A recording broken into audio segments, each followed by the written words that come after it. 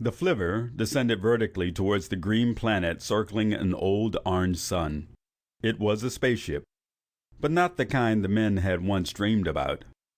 The flivver was shaped like a crude bullet, blunt at one end of a fat cylinder and tapering abruptly to a point at the other. It had been slapped together out of sheet metal and insulation board, and it sold, fully equipped, for $15,730. It didn't behave like a spaceship either.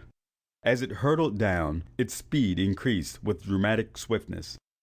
Then at the last instant before impact, it stopped. Just like that. A moment later, it thumped the last few inches into ankle-deep grass and knee-high white flowers of the meadow.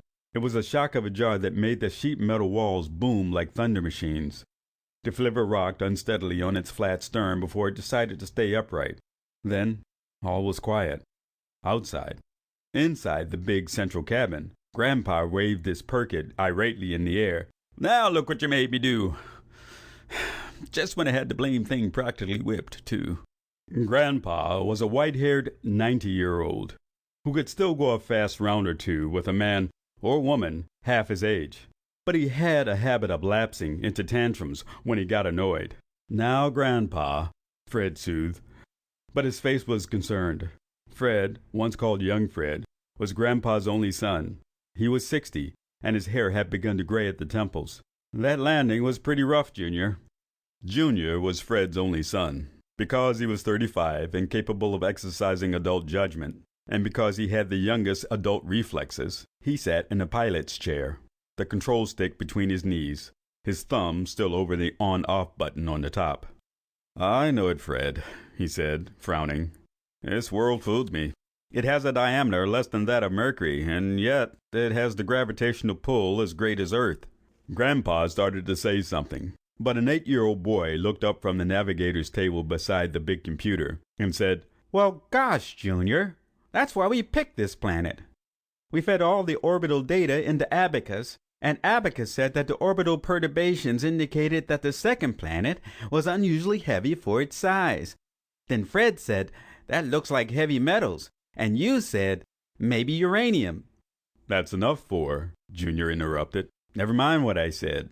Those were the Peppergrass men, 4 generations of them, looking remarkably alike, although some vital elements seemed to have dwindled until 4 looked pale and thin-faced and wizened." "Now 4, Reba said automatically. "Don't call your father Junior. It sounds disrespectful." Reba was 4's mother and Junior's wife. On her own, she was a red-haired beauty with the loveliest figure this side of Antares. That Junior had won her was, to Grandpa, the most hopeful thing he had ever noticed about the boy. "But everybody calls Junior Junior," Ford complained. "Besides, Fred is Junior's father, and Junior calls him Fred." "That's different," Reba said.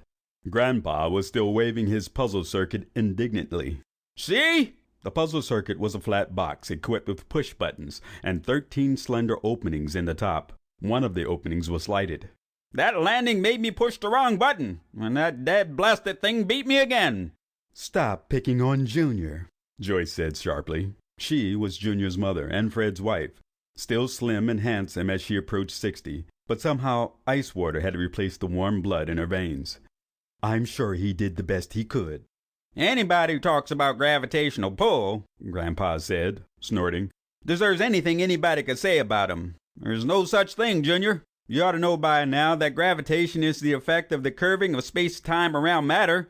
Einstein proved that 200 years ago." "Go back to your games, Grandpa," Fred said impatiently. "We've got work to do."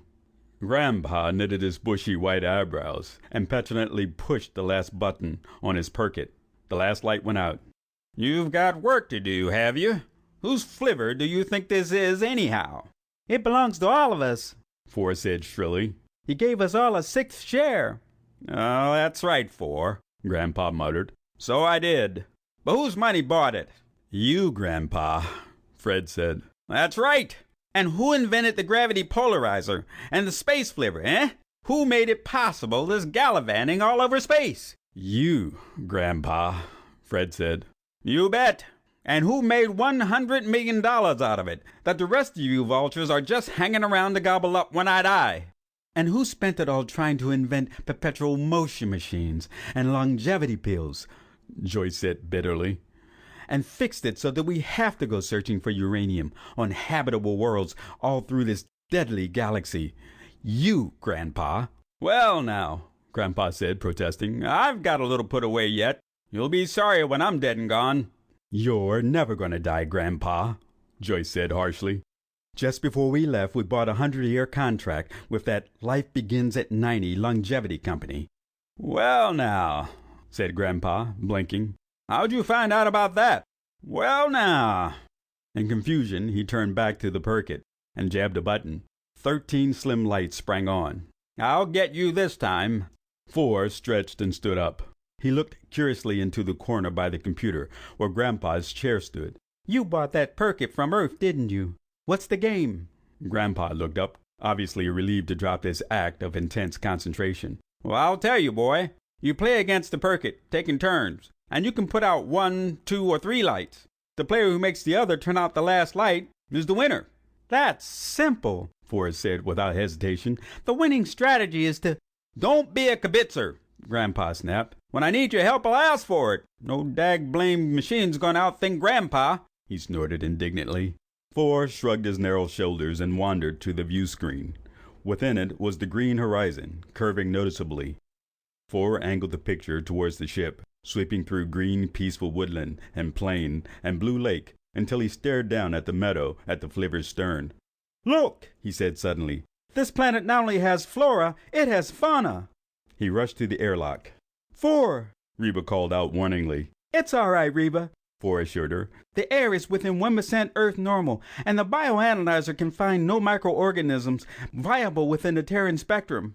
What about microorganisms? Reba began, but the boy was gone already. Reba's face was troubled.